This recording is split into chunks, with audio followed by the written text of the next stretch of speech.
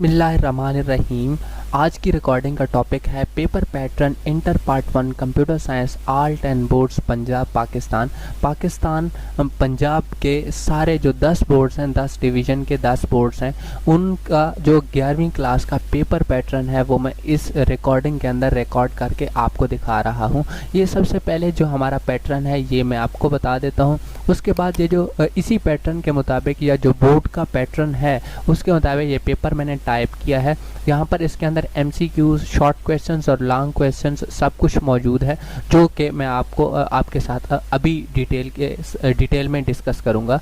तो सबसे पहले पैटर्न बता देता हूँ। Paper pattern inter part 1 computer science alt and boards Punjab Pakistan. इसके अंदर MCQs, शॉर्ट क्वेश्चंस और लॉन्ग क्वेश्चंस हैं।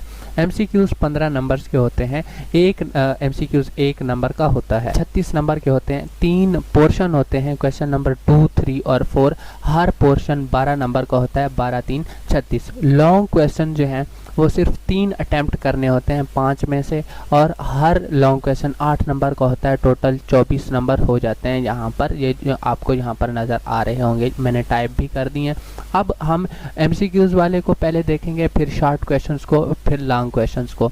ये देखें, तकरीबन हमारे 11वीं क्लास के 10 चैप्टर्स हैं और 15 MCQs हैं, जिनमें से जो है 2 MCQs आते हैं और बाकी सब चैप्टर्स में से एक MCQs आता है। पहले जो 4-5 चैप्टर्स हैं उनमें से MCQs 2-2 आते हैं। बाद वाले चैप्टर्स में से सिर्फ एक MCQs आता है।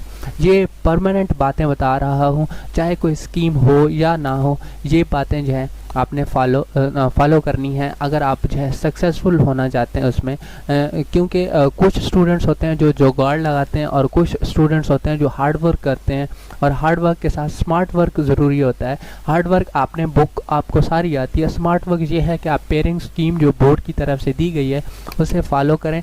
या फिर ये जो चीज़ें मैं आपको बता रहा हूँ, ये किसी अगर आप किसी स्कीम वगैरह को फॉलो नहीं भी करते हैं तब भी ये चीज़ जो है इसी तरह से रहेगी, क्योंकि ये जो है परमानेंट चीज़ें हैं जो मैं आपको बता रहा हूँ। यहाँ पर देखें, आपको इस तरह से 4 ऑप्शंस दिए जाते हैं जिनमें से आपने एक को टिक करना होता है। इनको इसका ये जो पेपर है डिस्क्रिप्शन में भी मिल जाएगा।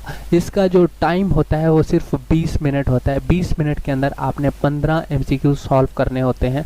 ये सिर्फ 5 मिनट का काम होता है अगर आपको बुक आती है तो। अगर आप जुगाड़ू हैं तो उसमें यह है कि आपको जुगाड़ साथ से लगाना पड़ेगा, उसमें आपको ज़्यादा टाइम लग सकता है।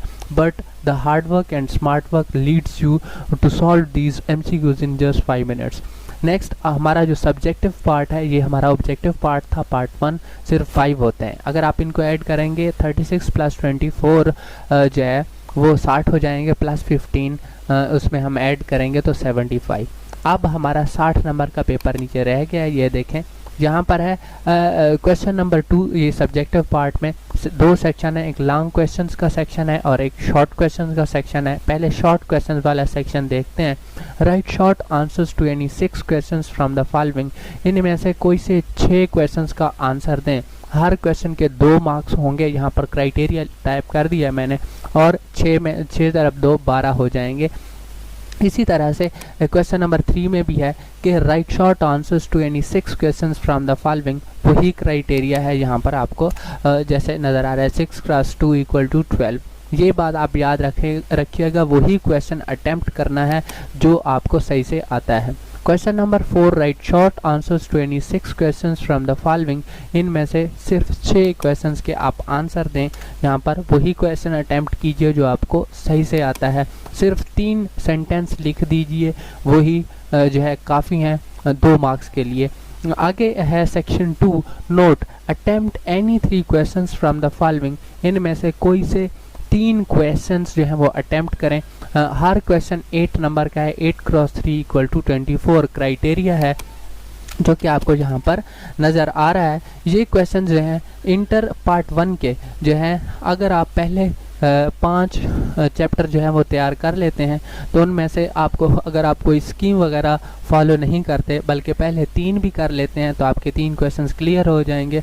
और अगर आप 5 कर लेते हैं तो आपके ऑप्शंस भी क्लियर हो जाएंगे, मतलब आपका 1-2 क्वेश्चन बच जाएगा।